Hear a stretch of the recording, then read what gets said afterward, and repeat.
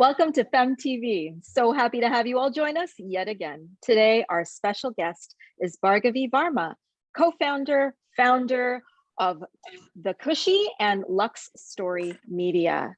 Bhargavi, thank you so much for joining us today. How are you? Thank you. Thank you for having me. I'm good. I've got my chai. I'm ready for a lovely conversation with a lovely woman. So excited to be here. So it's such an honor to have you join us today. Can you tell us a little bit about your two businesses? I mean, I started researching you and I could not be more surprised to find out how different these two business ventures are. I think our audience would love to hear more. Sure. So Lux Story is a company that came, soon after becoming a mom. And something that really, this was about 7 years ago, and it came out of this. The genesis was literally this comment that a friend who had recently become a mom had said to me, which was, after you become a mom, if you're going to spend time away from your kid or kids, if you have the position of privilege to do this, you might want to do something that makes it worth being away from them. And I was coming off a job that was unfulfilling, and that comment really stuck with me. This idea of, if I was going to spend time away from my son, my newborn son, let it be doing something that was interesting and creatively fulfilling. And that was kind of where Lux Story was born. It was born out of this idea with my best friend, who's one of my co-founders and one of my partners now in the business. And came out of just knowing that and looking at a market need, which was that storytelling content in the hospitality space was not really being done. So that was where Lux Story started, and now has since evolved into a full service marketing agency. We do content creation, marketing, social media management, the full gamut, and all the way through to social advertising for mainly lifestyle and real estate clients. So that's one aspect of the business. The fact that I said hospitality includes travel. So I don't need to explain that. It's a little bit of a common sense piece to say, well, there was a whole part of the business for us that was up in arms and in question come pandemic time. Absolutely. Well, how did you manage that? Let's just pivot Let's dive there. right I into mean, you that. bring up a great point. Well, we're, to be shooting a lot of content for hotels, to have tourism boards as clients, and having these plans around, we're out there, it's around, what was it, around March, first quarter, you're planning all these different activities, conferences, and, all the kind of the business development aspect of the business. And then, I don't need to explain this. It kind of all of a sudden overnight was gone. A whole piece of the business was gone.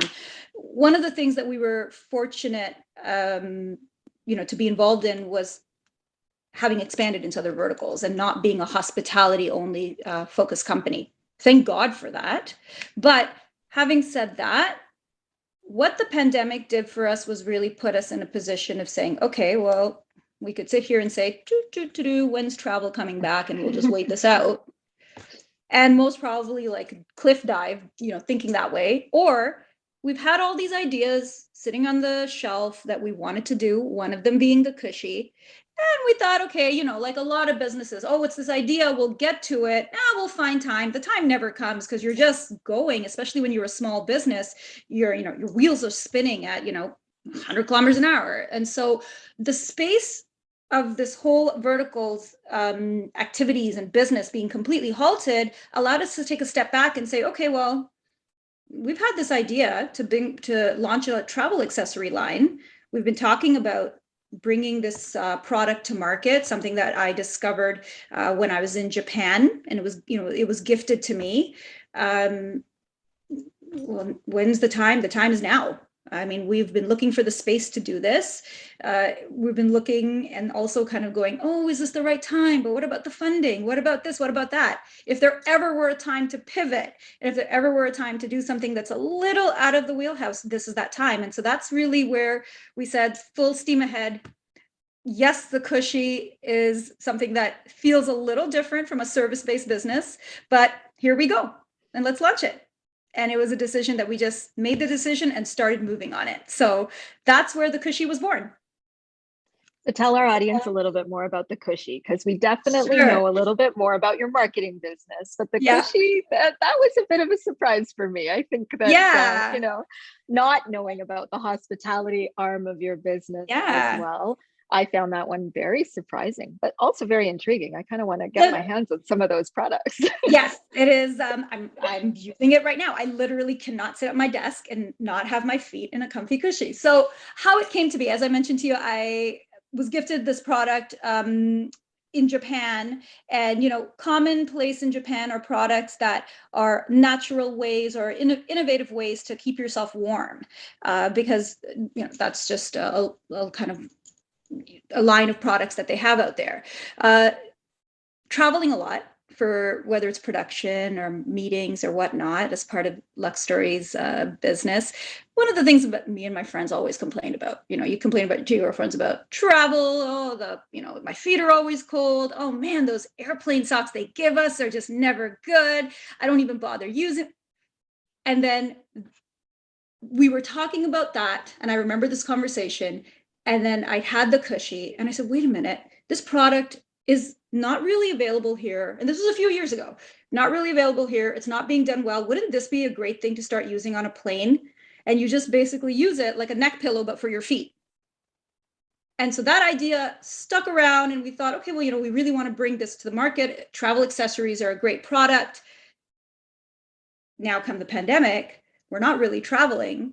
We'd already created samples. So I started using the product at home and thought, wait a minute, I'm using this product at home. Yeah, the only travel it's doing is between my desk and my couch when I Netflix, but I'm still using this, and it's a great product. And so we pivoted within a pivot. And so all of a sudden it became a travel accessory turned into a self-care accessory, and which is what it is now. It's a great everyday item that you use just for a little kind of comfy, cozy, toasty piece of heaven every day. And it's been such a ride. This is incredible. I love it. A pivot within a Thank pivot. you. If only Yeah, we it's a could all pivot within a adapt pivot. that way. That's incredible though. I love how you took something and completely reinvented it for a purpose Thank you. that could serve the greater good. I mean, really, And I'm kind self-care. of glad it All we happened do that is way. talk about it. Yeah. Yes. And it's so great it happened that way, because I will say, like, if we were kind of so focused on what we know, which is travel and usage and travel, if this hadn't happened, I don't know if I would have taken it out of the carry bag that it comes in and said, let me use it at home. That I don't know, who knows, but the pandemic forced us to take a product that was meant for one use, use it in another way, and go, wait a minute, this use is way, way better. And then there's an additional use that came out of now this product having launched that we did not even expect, which is pets. Pets literally take over the product. I cannot count the number of emails I've received about good comments saying like, hey, the cushy's great, but just to let you know, I've used it once or twice. My pet has completely taken over it and snuggles with me with my feet inside it. So Well, there's a huge market pivot in to a pet pivot to a care, pivot. so Speaking of that's which, incredible. I love it. What a great this is story. why we are launching the puppy pocket soon, for No exactly way. that reason. And this is the first place we're announcing it. Well, we're so happy to be your Thank you. debut audience. Thank you for giving us that honor. That is incredible. So the puppy we pocket, huh? the puppy pocket, it's coming out soon. Amazing. Amazing. What a great story. Oh my Thanks. gosh. And because you're not busy enough inventing puppy pockets, managing a media company, as well as your cushy brand, you're also an investor, not just an entrepreneur. Can you Yeah, tell me a little bit about this? And I'm going to say this sure. speaks to my heart a little bit, but you're involved in a new business, or not a new business, but you're an investor in a business called Brown Girl Mag. And Yes, as a brown girl, I'm going to tell yes, you that one yes. really struck a chord. How did you decide to Same. go from entrepreneur to investor? And how involved are you as an investor in this business? So, one of the things that I think has been germinating in my brain for a while, and I think with girlfriends that we talk about a lot, this is a common question of, how do you give back, or what are ways to feel like you're living a life that isn't, and I think this is amplified when you become a parent, where this feeling of living a life that lives not only about serving and giving only to yourself. For a long time, for me, those were thoughts that just were floating around in my head. I think the motivation to really put some action behind it was through the Black Lives Matter movement and the height of that moment. And I think being inspired by that, being inspired by a lot of the conversation and content around this idea that everybody has a platform, everybody has a lane that they can pick your lane. Don't try and go into this overwhelming world of trying to be in all lanes at once. For me, it was about finding what has always been a common thread in my life. And a common thread for me has always been about changing the narrative around South Asian sisterhood. A lot of people and friends in my life and girlfriends in my life have made this comment, and it was something that just kind of was this, I just thought it was a coincidence around, you're the only South Asian friend I have because I haven't had good experiences with South Asian women. I've either felt they've mistreated me, they've been jealous of me, they've put me, many different stories. And they would always say to me, but you know what? You're my one South Asian friend. And I just thought, okay, when you're younger, you're like, oh, that's just a lovely coincidence. Thanks for that comment.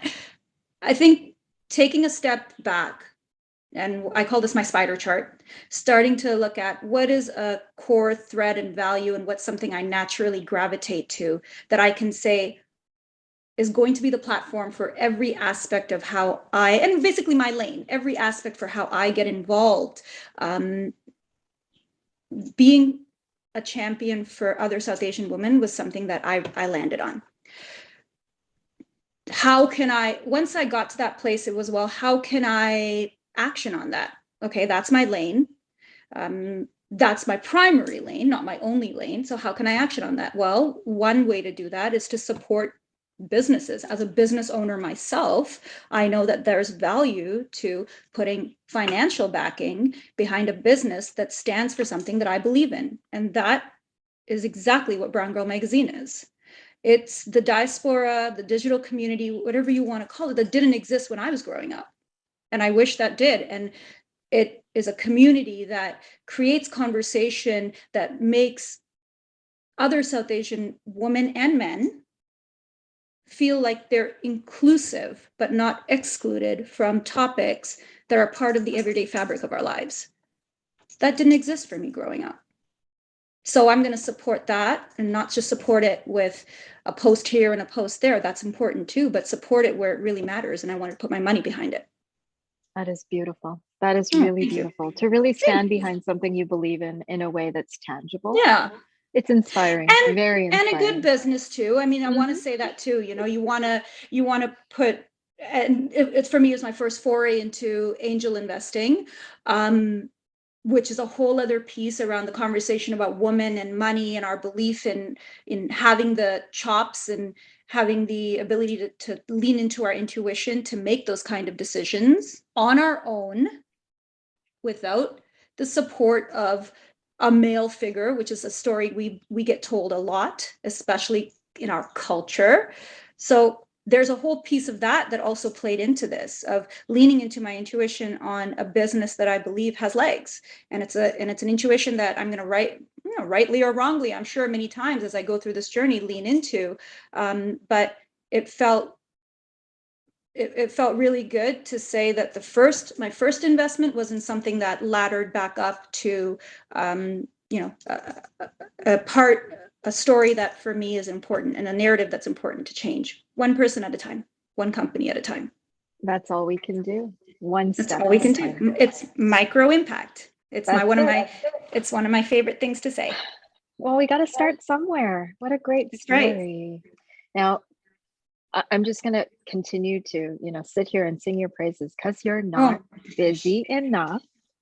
Why don't you tell us a little bit about Social Lockbox? Because you have yet another new business that you're launching at the same time as Puppy Stuff. So tell us a little bit about that, because it sounds intriguing. It's part of the expansion of Lux Story as a product and services company, where we just develop really great brands, both on the product and services side, and ones where we see that there's a market need. with the Lux Story service side and working with a lot of real estate developers and working on their branding and marketing, something that we kept running into was the real estate community, realtors, realty groups saying, hey, we need some help managing our brand and our brand on social. What we recognized was a need to be able to take the load off of realtors from doing the work of managing their social and to be actually out there doing what their job was, but doing that for them at a price that made sense and in a way that fit their personality. So social lockbox is that. It's social management that's individualized, customized to a realtor, and it's basically taking social off their hands and doing that for them on an ongoing basis. So it's literally a pain point that you speak to any real estate agent, and especially since the pandemic, where there's real estate agents who are not on social, realizing they need to be on it, or on social and posting, kind of on a day when the astrological signs kind of align, and then other days they're just not. And so the spectrum is kind of is wide. So social lockbox is social management that is painless, simple, and individualized, and just sign up and go. That's incredible. I mean, you're absolutely right. You touched on a perfect pain point, especially in this day and age, in a business that's traditionally been very much about knocking on doors and face-to-face contact, having to rethink and even increase where you have never really relied on a digital platform or a digital presence. Yeah. For some, that can be incredibly frightening. And for you to notice that there's a need that you could fill very easily in a manner that's cost effective and really helping businesses grow in a different way. Very inspiring yet again. Thank you. I think it was so important for us, whether it's the Cushy, whether it's social lockbox. It's one thing to fill a need, but it's also important for us to still come at it with a level of integrity. And, whether there's people who would say that's a detriment to how we run business. And there's others who say, hey, that is, and women get this a lot, set aside your female attributes at the door. It's a story we've been told for a while. And that's not what I believe in. If, leading with integrity, and part of that integrity is being able to come to a service, a product, and put something good out that we're proud of. So that's something we want to lead with. We want to lead with a sense of integrity. And so for us, social lockbox wasn't something that we just, slapped together because we thought, hey, there's real estate agents that need social. It was like, well, wait a minute. One of their pain points is that it's not being done well. They're being given templated kind of one size fits all, and real estate agents don't deserve that. They're not all one size fits all. They all have individual personalities, markets, and ways they approach the business. So their social should reflect that. And so we took time to do it right. And so I'm really proud of it. Well, it sounds like it, and that's resonating in the way that you're speaking about this. Thank you. It's great. I mean, you're putting across so much passion with each of your words. I think we can all feel how strongly you're dedicating yourself, your energy, your integrity, your background, your experience to, I almost want to say, the greater good. It's a nice message, and it's lofty, but thank you. It comes across. It really does. I'm going to ask you if you could give a message to, and I'm going to call out specifically to our female viewers, those who are either looking to start a business or are maybe not so happy with their current job situation. You mentioned a very similar experience when you had your son. Yep. What would be that piece of wisdom that you would share with our female viewers? I would say for someone like myself, who's not the person for many years who could say, oh, I know what my passions are. I know what it is. The first step is to just, on the belief that the dots will connect, consume, listen, observe all the content, all the information, and be a generalist. Don't feel like you need to be the person who has the answer and knows it. There's some people who do, right off the bat from a young age. They just kind of have a direction, they have a path, and that's great. For so long, what debilitated me was not feeling worthy because I didn't have that. And viewing being a generalist and having too many interests as something that I should be embarrassed by. It's not to be embarrassed by. To not have the answers is not something to feel is something, to disqualify you from being a business owner. Keep searching, keep looking. And for me, speaking kind of about my journey through that, it was actually a podcast by she's not just an influencer, she's much bigger than that. She's a journalist first. Her name is Noor. And it was a podcast of hers that I wish I could remember the name, but I'll share it with you after we have this chat. And she just said, the way you find your passion is pretty simple. Just go backwards and look over the years at the 1 to 2 things that you just spent a lot of time doing and doing for free without even thinking about it or realizing it. And I have to say, maybe that's something that 20 years ago, pre-social media, pre-internet, would have sounded nice, but you're like, oh, what, you want me to, go start a business based on the fact that I like reading pop culture? Yeah, now you can. You literally can start a business on the most niche passion you have. Go backwards, look at, and that to me is what I would say when I think of like the 2 common threads for anybody who's like, I want to start something, but what is it? If you're the person that doesn't know, consume all the content. Just keep consuming content, keep out there, keep reading, searching, looking, and the dots will connect. Hold on to that belief. And the second thing is look backwards. Instead of looking forwards at what could it be, what it is, just look backwards and look at some of the trends of your own life. The answers are all hidden in there. Bhargavi, thank you so much for sharing your passion, your story. You're truly an inspiration. Oh, thank For more you. information on Bhargavi Varma, check out The Cushy, check out Lux Story Media, and check out Brown Girl Mag. I'm sure that I'm missing something, but we'll make sure we have Social all Lockbox our links. launching. Yes, Social Lockbox, that's right. We'll make sure we have all of the relevant links to your businesses posted on Thank our you. site. Thank Thank you Thank you for so supporting. much for joining us today and for allowing us to be the audience where you launched your new product first. Thank you. We're so honored to be part of your journey, and we look forward to following you through continued success.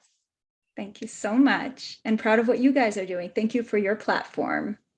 Thank you. It is our pleasure to have you here with us. And to my FemTV audience, take good care until next time.